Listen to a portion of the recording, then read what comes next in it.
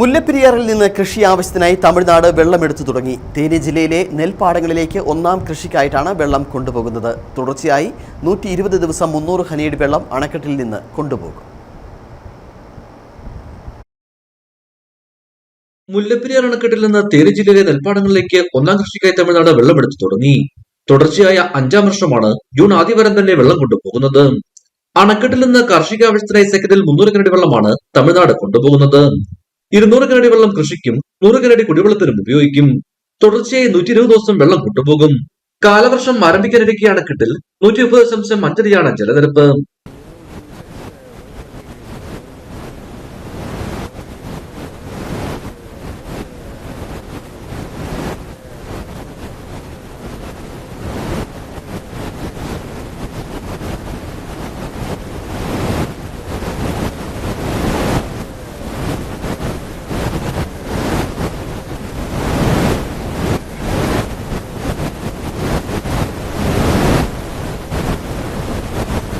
കഴിഞ്ഞ വർഷം ഇതേ സമയം 119.20 അടിയായിരുന്നു. കാലവർഷം ശക്തി പ്രാപിക്കാനുള്ള സാധ്യത കണക്കിലെടുത്താണ് തമിഴ്നാട് വെള്ളമെടുത്തു തുടങ്ങിയത്. മുല്ലപ്പെരിയാർ അണക്കെട്ടിലെ വെള്ളം ഉപയോഗിച്ച് തമിഴ്നാട്ടിലെ 5 ജില്ലകളാണ് കൃഷി നടത്തുന്നത്. ഇടുക്കിയുടെ അയൽ ജില്ലയായ തെരിയിൽ മാത്രം 14,707 ഏക്കറിൽ കൃഷി നടത്തുന്നു.